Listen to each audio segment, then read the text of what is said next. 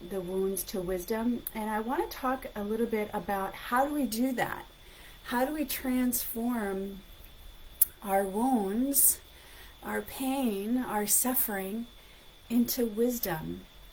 One of the things that I believe with all that I am because of this process that I have brought into my own life is that our wounds, our pains, the times in our lives that feel unbearable are actually opportunities. Opportunities for us to transform not only our lives, but the lives of our ancestors, generations behind us and before us. The key in all of this is being able to stay grounded long enough in the suffering and in the pain and in the discomfort, in the wound, to be able to get to the wisdom. So, typically when something happens, I get a lot of messages about people that are in pain and they want me to, this thing just happened and I'm in a lot of pain and there's a lot of suffering. And a lot of times what I myself included have done when there's pain is a few of these things that I'm going to list here. When the event happens, when something happens, the breakup happens, the divorce happens, we lose the job, we lose a loved one, whatever it is that we are going through, a heartache, a depression, a relapse, whatever it is that we are going through, we tend to do some of these things. And see if you can relate with this. Hi, Tammy. So good to see you here, honey. It's been a minute.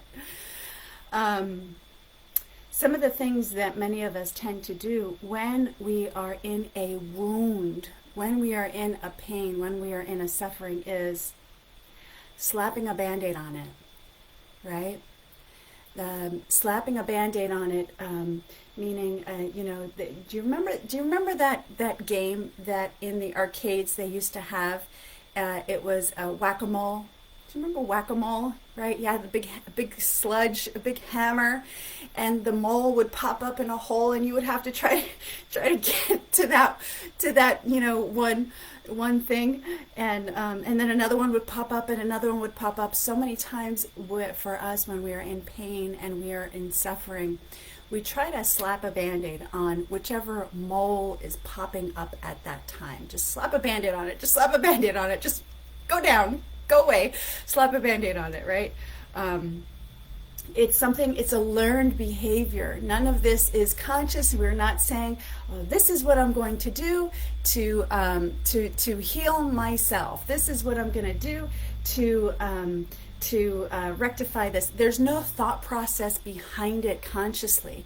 We're just automatically doing what we have been conditioned to know to do when we are in the container of pain.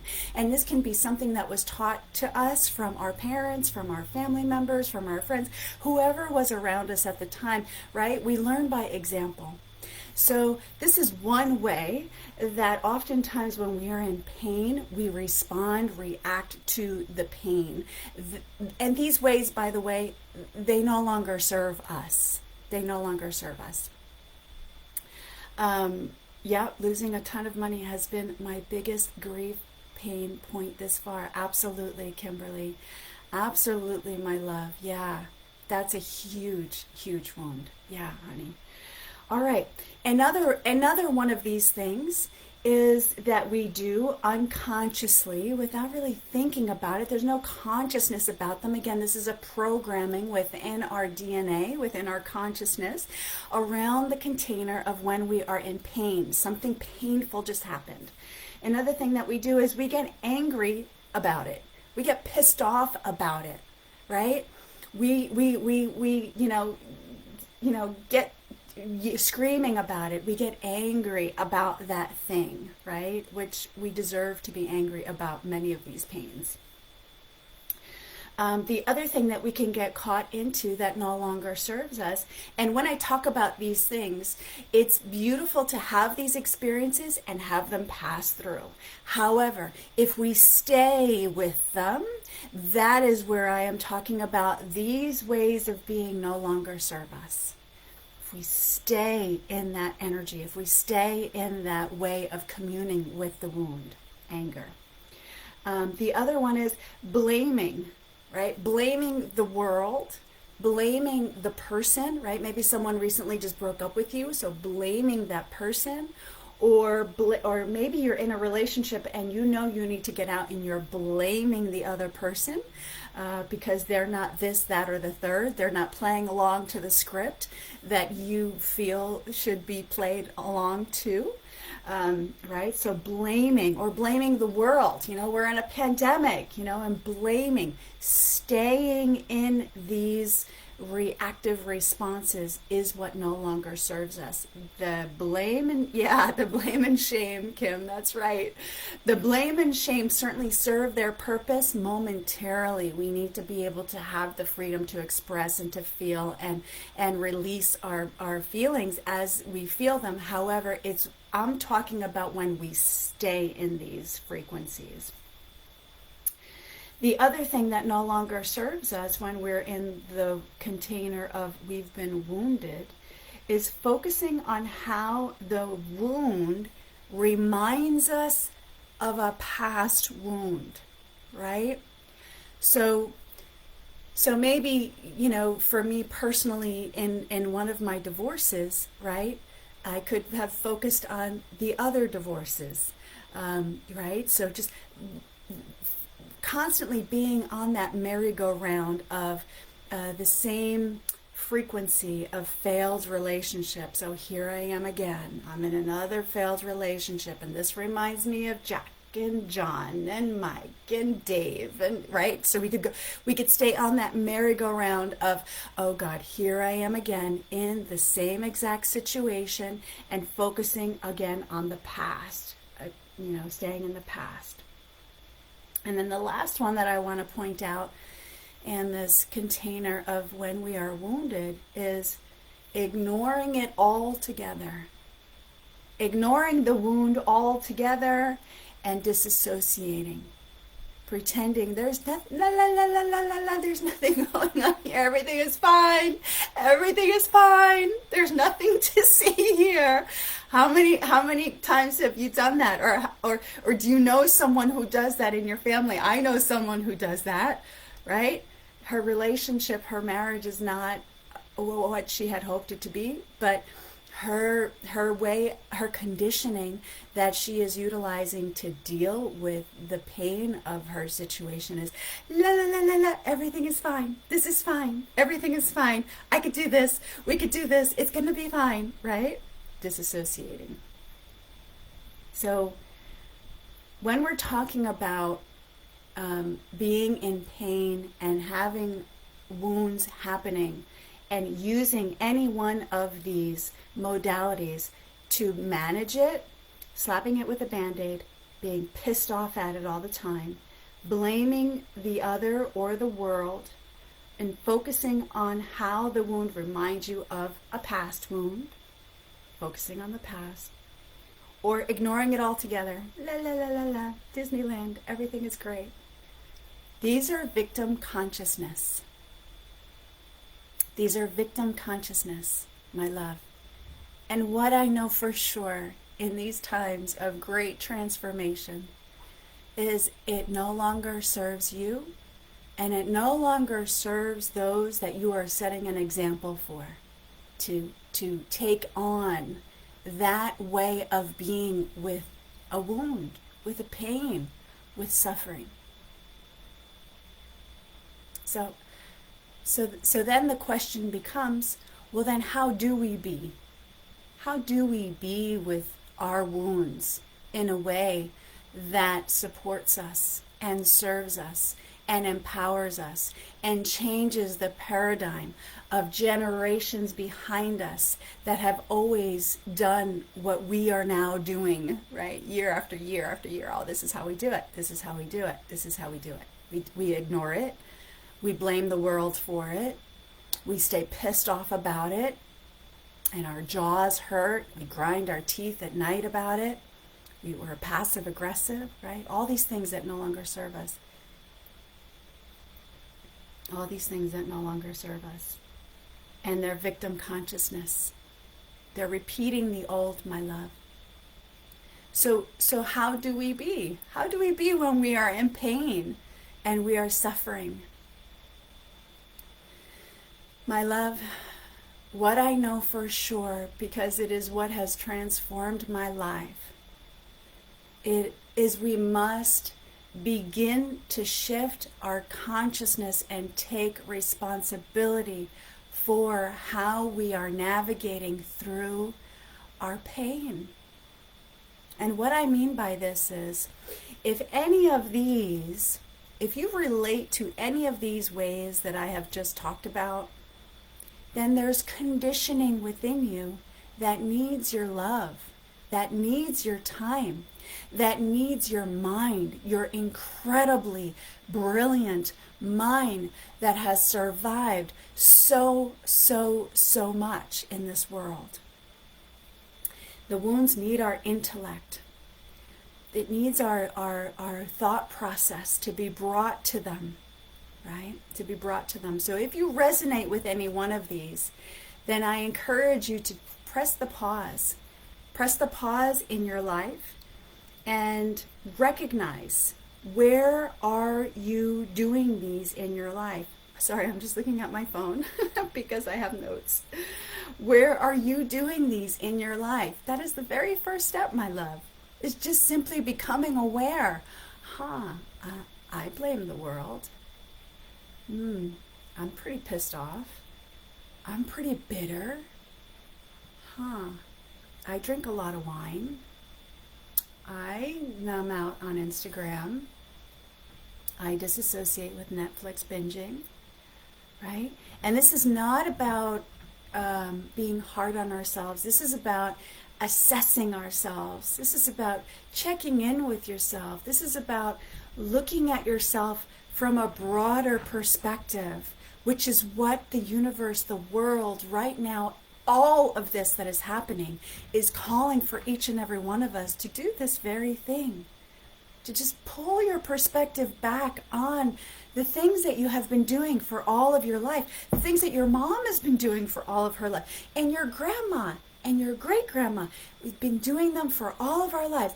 And I wonder if that is serving me now today to live to my best and highest potential. Because, my love, I'm going to tell you right now, the answer is no, it is not. No, it is not to your best beneficial benefit to utilize any of these things.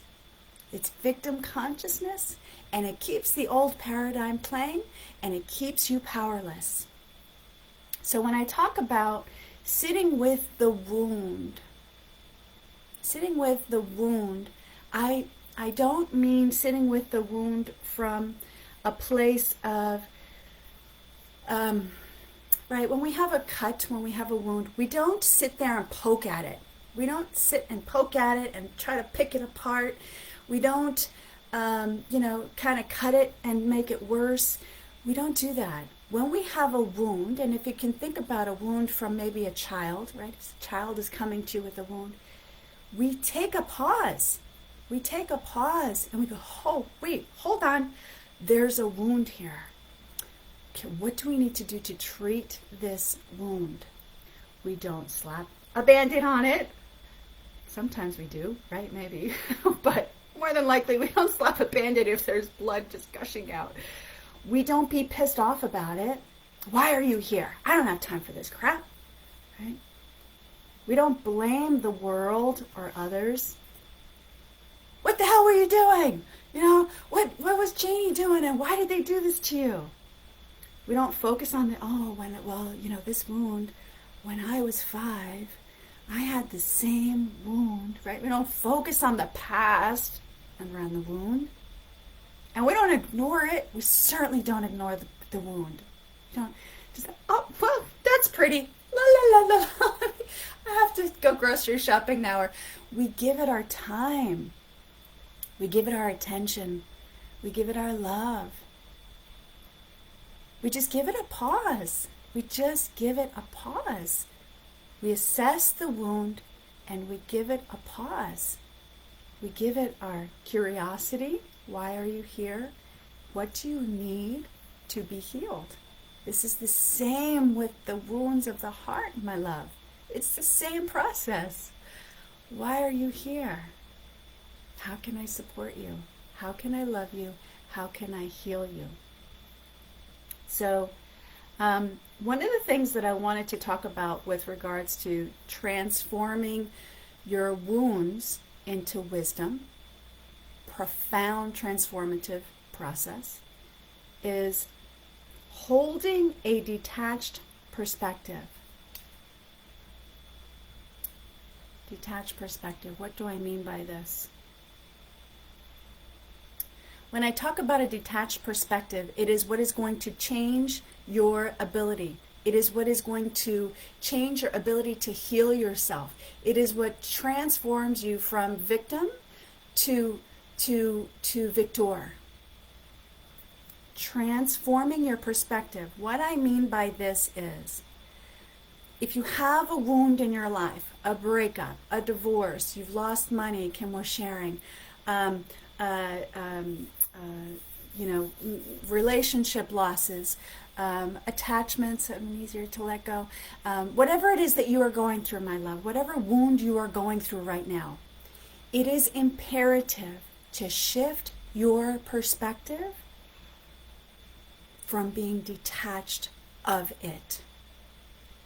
Now, in this process, there has to be a period of feeling whatever it is that you feel. You may feel one of these things, you may feel all of these things.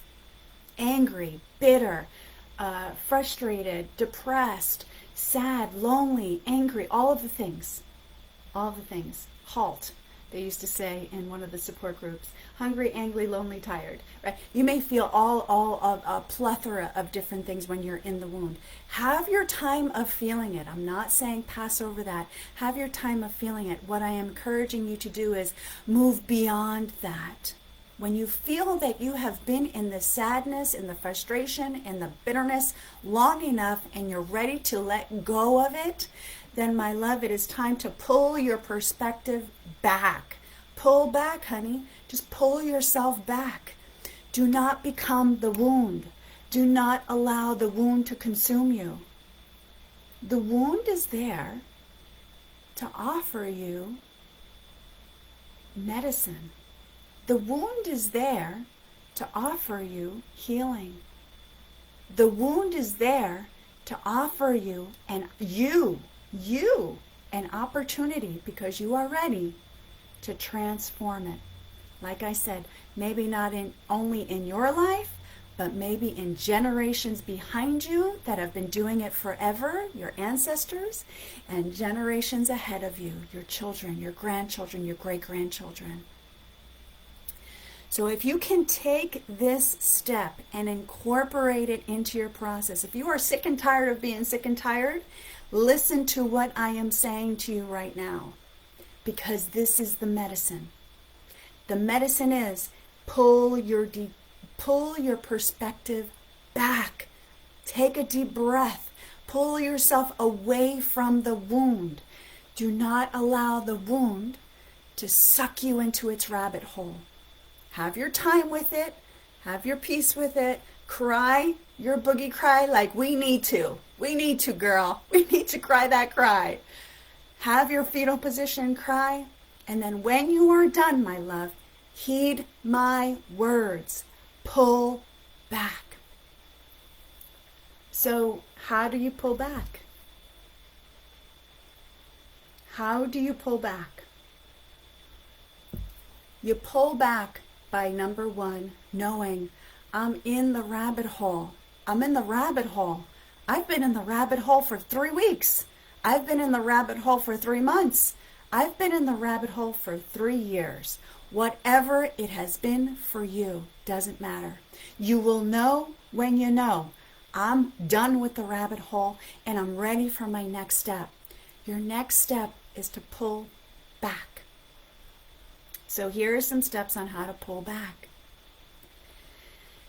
Consciously, intentionally, begin to call in a breathing practice that energetically pulls you, separates you from the wound.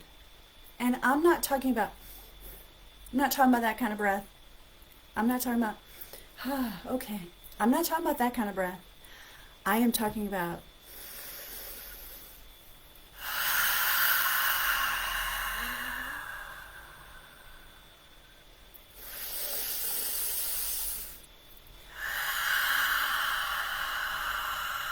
this is breath with intention. This is breath utilizing your beautiful energy. This is breath that is empowered. This is breath where you are calling your power back in to a moment where you are in a wound and you are saying, no muss, no muss, no muss the rabbit hole. No muss means no more. No muss, no more being in the rabbit hole, no more being in the darkness. I'm ready for the next step. And one of the most powerful ways of doing that is this type of breath. Use your breath, my love. Your breath is one of the most sacred tools that you have available, and you don't need to buy it. You don't need to go to the store for it. You don't need to hire a coach for it. Use that beautiful sacred breath to pull you energetically back off. It's like you're energetically letting the wound know it's time for me to back off, okay? And when we use this sacred breath, it gives us this detached perspective so we can start to constructively look at the wound. We can start to look at the breakup. We can start to look at the loss of money, loss of home, loss of job, whatever it is, right? Pulling our energetic perspective back. So that's one. Another way to do this is meditation. Many people have a difficult time meditating. I was one of those people in the beginning. My mind would just keep racing. So if that is you, please put a comment in the comments, and I will be sure to private message you one of my guided meditations that is specific for this process of pulling your perspective back. Okay? Journaling is another powerful way of being able to pull your perspective back from the problem. Speak to the problem as if it is a third party. Speak to the problem as it is not yours. Someone's coming to you with it. And start journaling everything that you're learning from this third person about it.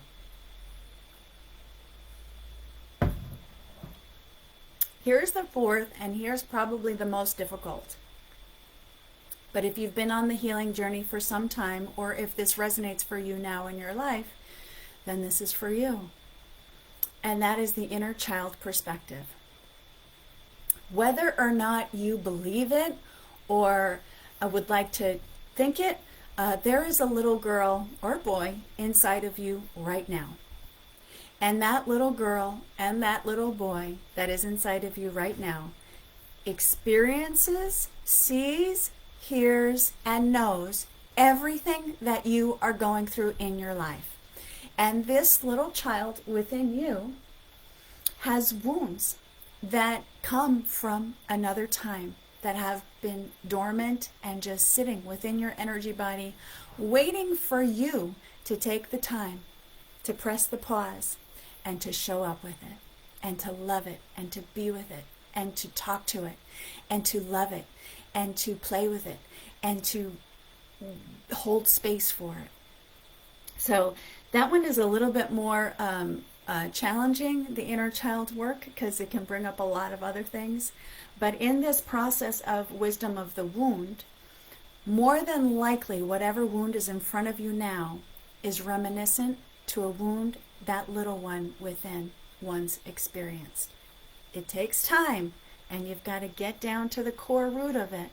But more than likely, I will guarantee you, my love, that it is reminiscent of a wound that it experienced long ago. If everything has been taken away from you, when was it taken away from you? When you were a little one.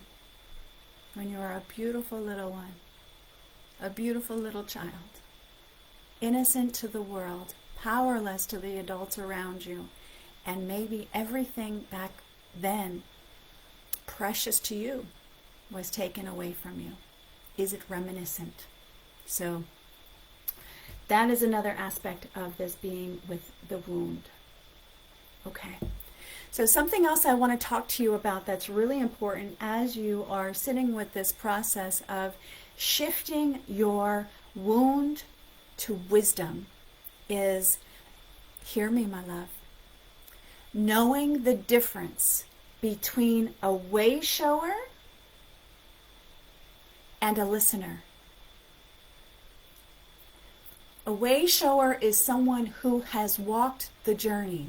A way shower is someone who has sat with all of these parts of themselves, their inner child, their fragmented energy parts that I call it, their wounds. They've sat with their wounds. They've had their deep, dark night of the soul where parts of them have died off repeatedly, time after time after time, and they've sat with it. I know this because I've done this. So it's imperative for you as you walk through this process of transforming your wounds to wisdom is knowing the difference of a way shower and a listener. A way shower will be able to, if you can imagine walking through the woods and it is dark and it is scary and there's noises and there's things that you can't quite see, but you know they're there. A way shower will hold the lantern of light for you because they know the way. They know the way. They have been there. They have walked that hero's journey. And they are well prepared, able, and capable to offer you a level of love that helps hold the light, helps hold the high ground for you as you walk through your darkness, through these wounds. So a way shower has been there before and knows the way. They know the route. A listener is someone who loves you and who has compassion, and maybe they're really caring, and maybe they're really empathetic, and maybe they even want to do the journey themselves, but they maybe haven't quite yet. Or maybe they have their own stuff, wounds coming up, and they're holding all of their wounds. And there's no judgment in any of this. It's just using discernment and recognizing the difference between the two so that you can utilize these resources as you walk through transforming your wounds to wisdom, knowing the difference of a way shower and a listener. And when it's needed for you to have a way shower, and when it's needed for you to have a listener, right? A way shower is certainly a listener, but they take you along the journey because they have walked that journey. That lonely, dark, scary, overwhelming journey. That is a way shower. And a listener may be right there next to you, right? They may be right there walking the journey with you, and they're scared too. And they don't know what's going on either, right? And there's no judgment. They're both beautiful. They're both sacred. But knowing the difference between the two will help you navigate your transforming your wounds to wisdom. So let me just look here and make sure. I think I have one more note. Okay. So my love, your wound is an opportunity, honey. It's your opportunity. And what I know for sure right now is the world as a whole, energetically, is offering us a plethora of opportunities by design to get this, to transform this, to change this, to shift this, to know this, and then now embody it. So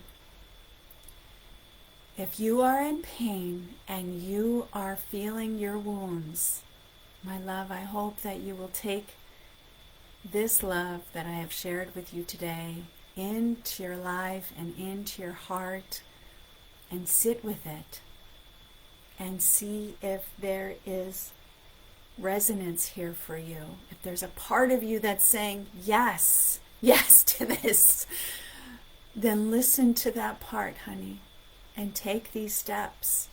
Hold the awareness of where you are in your life and take these steps to transform. It's not just your life, my love, that you are transforming. Those who choose to do this work, those who choose to do this deep healing work, transform the generations behind and the generations ahead, and collectively as a whole, because we are all one. So I am hopeful that this served your beautiful heart. Thank you for joining me. Thank you for being here with me. It's always an honor to share this space with you. And I offer you grace in your process and much love as you continue to walk through your journey and your path of transforming your wounds to wisdom. Much love.